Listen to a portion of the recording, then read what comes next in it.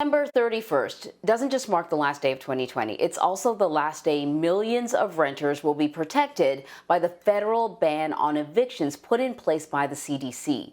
The U.S. has seen record numbers of job losses during this pandemic, making it impossible for many people to afford their rent. Black and Latino workers have been disproportionately impacted by these job losses and are expected to be hit especially hard with the coming wave of evictions. So to help us break this down, we want to bring in Diane Yentles. She's the president and CEO of the National Low Income Housing Coalition. Diane, thank you so much for joining us. Can you walk us through the federal eviction ban that is set to end this month? The difference that it made, how did it work? How did we get here? Sure. Well, thanks for having me. And so early in the pandemic, it was very clear that tens of millions of low-income renters who were struggling to keep a roof over their heads before the pandemic would struggle even more with its financial fallout. They were losing jobs, losing hours at work, losing wages, and it was harder than ever for them to cobble together what they needed to make rent. So also early in the pandemic, there was a patchwork of federal, state, and local protections and resources made available to renters. Eviction moratoriums, there was extended unemployment insurance, there were stimulus checks, there were some very limited rental assistance dollars. All of that together helped renters pay the rent and stay housed.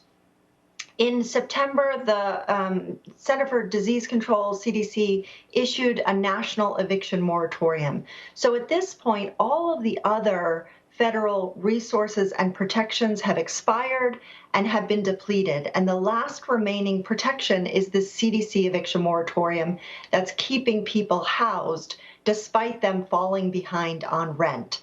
That expires on December 31st. At that point, low-income renters will owe anywhere between $30 billion and $70 billion in back rent, clearly more than they can ever pay off in their lifetimes. And if the moratorium expires, there will be no protections left keeping them from being pushed out into the streets.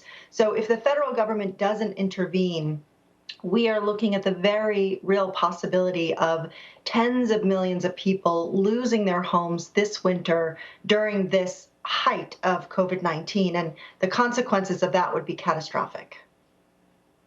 So the one thing about this pandemic, well, there are many things, but one of the things that the pandemic did was put a spotlight on inequalities that were pre-existing, right? In health, in wealth, in housing. So people, I think, understand if you lose your job, it's going to be difficult for you to pay your rent. But this is going to have a disproportionate impact on Black and Latino families in this country, not just because of a lack of money, but because of other types of inequalities. Can you talk a little bit more about that? Yes, and to be very clear, the vast majority of the people in the household who are at risk of eviction this winter are people of color. And that's because we have had really decades of systemic racism in housing policies that for a long time purposefully put homeownership out of reach for many Black Americans. So this created this yawning wealth gap where today the average white household holds anywhere between 8 and 12 times as much wealth as the average Black household. This creates tremendous disparities in housing and homelessness. So Black and Latino people are disproportionately renters, they're disproportionately low income, they're disproportionately rent burdened, they're even disproportionately likely to experience homelessness. And now the pandemic is compounding these inequities. So Black and Native American people are bearing the brunt of the infections and fatalities. Black and Latino workers are bearing the brunt of these historic job losses. And now it's their homes and with it, their ability to keep themselves and their families safe and healthy that are most at risk. Yeah, and you can almost see sort of a domino effect, like, you know, one family loses their home and so they move in with maybe another family member. So now you have two families living in a very small household. If one person comes back with an infection, then you have two families that could be impacted very, very quickly. There are so many ways in which this can accelerate and expand the pandemic that we think we're getting a handle on.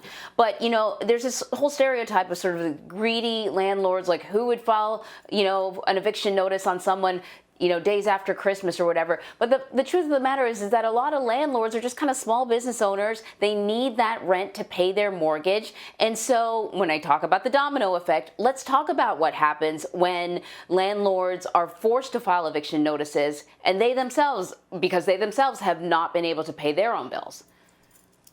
Sure, it's true that those smaller landlords who own just a few properties, they really rely on that rental income in order to pay their own bills, to keep the lights on, to continue to maintain and operate their properties. And it's those small landlords that are more likely to be housing those low-income renters who are struggling to pay.